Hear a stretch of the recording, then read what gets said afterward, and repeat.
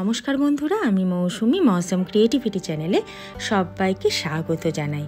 আজকের যে রেসিপিটি আমি নিয়ে এসেছি সেটা দিয়ে এক থালা ভাত সপাটে শেষ করে দেওয়া যায়, এটুকু আমি বলতে পারি। তাহলে চলো বেশি কথা না বাড়িয়ে রান্নাটা শুরু করি। এখানে আমি নিয়ে নিয়েছি ফুলকপির পাতা, সাথে কিন্তু ডাঁটাও ফেলবো না, আর সাথে আছে চিংড়ি মাছ।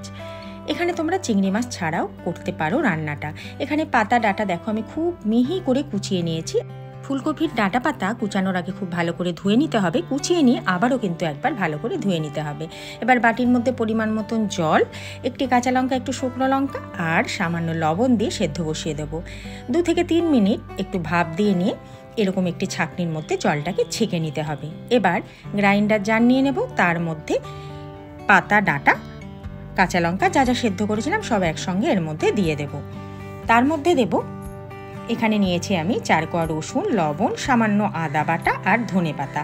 আদাটা বাটাই ছিল ঘরে, তাই সেটাই দিয়ে দিলাম, আর তোমরা দিলে গোটা আদা 1/2 ইঞ্চি মতন দিয়ে দেবে। এবার সব দিয়ে খুব ভালো করে পিষে নিতে হবে। এর মধ্যে কিন্তু চিংড়ি মাছটাও আমি দিয়ে দেবো। আগেও বললাম চিংড়ি মাছ ছাড়াও কিন্তু দারুণ সুন্দর লাগে এই পাতা বাটাটা, তবে চিংড়ি মাছ দিয়ে আরও সুন্দর লাগে। এটা দিয়ে কিন্তু তোমরা একবার ট্রাই করে দেখো। খুব ভালো করে গ্রাইন্ড করে নিয়েছি, এবার ভেজে নেব। একটু যদি চিংড়ি মাছ দানা থাকে তবুও অসুবিধা নেই, মুখে পড়লে সেটাও কিন্তু দারুণ লাগবে। এবার গ্যাসে বসিয়ে দিয়েছি একটি কড়াইয়ের মধ্যে দিয়ে দেবো পরিমাণ মতন সর্ষের তেল, আর তার মধ্যে দেব একটি গোটা শুকনো লঙ্কা। তোমরা যে যেরকম ঝাল খাও সেই অনুযায়ী ঝালটা দেবে। আমি ঝালটা একটু কমই খাই, তাই ঝালের পরিমাণটা কম দিয়েছি। তবে পাতা বাটাই বেশ কড়া ঝাল হলে কিন্তু দুর্দান্ত লাগে। এবার গ্রাইন্ডার জার থেকে সব পাতা বাটাগুলোকে তেলের মধ্যে দিয়ে দেব। আচ্ছা বন্ধুরা, এখানে একটা কথা বলে রাখি, আমার ভিডিও যদি ভালো লাগে তাহলে অবশ্যই একটি লাইক করো। তোমরা একদম লাইক করো না, ভিউজ দাও, ভিডিও দেখো, কিন্তু লাইকই করতে চাও না। অবশ্যই একটা লাইক দিও ভিডিও ভালো লাগলে, আর পাশে থাকা যে বেল আইকনটি আছে সেটা প্রেস করে দিও, তাহলে যখনই আমি কোনো ভিডিও আপলোড করব তোমাদের কাছে নোটিফিকেশান পৌঁছে যাবে। দেখো বন্ধুরা, পাতাটা কিন্তু খুব ভালো করে আমি লো ফ্লেমে ভেজে নিচ্ছি, মানে পাতার মধ্যে যেন কোনো রকম জল না থাকে, তাই লো ফ্লেমে বারবার করে নাড়াচাড়া করে ভেজে নিতে হবে।